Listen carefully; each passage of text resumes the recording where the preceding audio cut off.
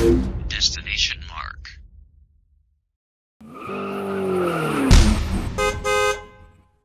Of all the things we were speculating about for Nintendo's February Direct, my brother and I did not expect to see Klonoa make a comeback. Klonoa Phantasy Reverie series is a ground-up remake of both Dora Phantomile and Lunatea's Veil, and seeing this trailer reminded me of how a good few years back, I did buy the original game digitally on the PS3. So because my interest was piqued, I decided to boot the game up again and see how far it could get. Turns out I immediately fell in love with the game, and went ahead and beat the whole thing.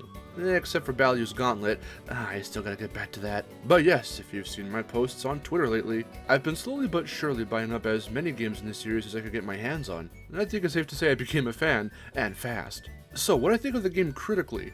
Well, seeing as again I fell in love with it not even like 3 levels in, I can safely say I think it absolutely holds up well today, even with the Wii remake as a secondary option and with Phantasy Reverie on the way. I like to call Dora Phantomile the Nintendo game that Nintendo didn't make. It has all the beats you could find in many of the big ends platformers. The characters are bright and colorful, the worlds are amazing and detailed, the gameplay is unique and satisfying, and the 2.5D is utilized very well. I love seeing the 2D character sprites against the 3D environments and boss models. When they work in tandem, they create a really nice mesh of animation styles that not many other platformers had done before at the time. The music is awesome as well. It ranges from whimsical and delightful, to dark and sinister, to rhythmic and mechanical, to daunting and beautiful. Some of my favorites have to be Jugpot Falls, Curse Pamela's theme, Red Heat Coronia, and most of Cress's music. Now, of course, the game isn't perfect. One thing I found to be very intruding was the little slide Klonoa does when you come to a stop from running. He's like Luigi in that his traction isn't always 100% on the spot when you stop. And this slide did kill me a number of times on my first blind playthrough due to how many times I'd slip off a small platform. This means you gotta be really careful with precise jumps, which get more demanding the further in the game you go. Which leads me to the difficulty curve.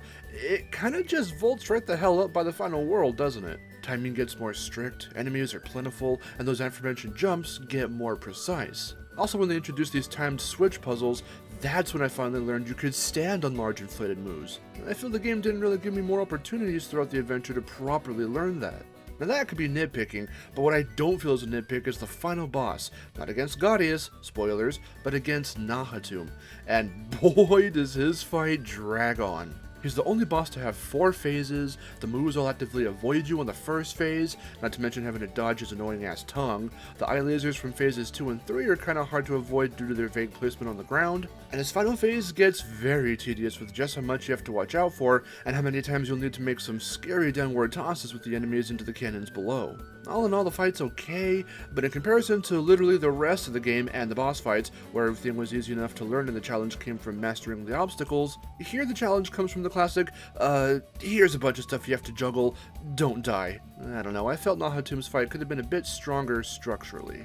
But as a whole, Klonoa Dora Phantomile is a fantastic PS1 platformer, definitely an overlooked gem. From beginning to portions of the end, I love this game all the way through, and here's to hoping Phantasy Reverie will finally pull in those huge sales numbers the series has been infamous for not really hitting, which is one of the culprits behind its obscurity. If you've got some cash to spend on the PS3 digital version, or some serious dough for a physical PS1 copy, please do yourself a favor and check out the whimsical yet existentially questioning world of Klonoa. You won't regret it.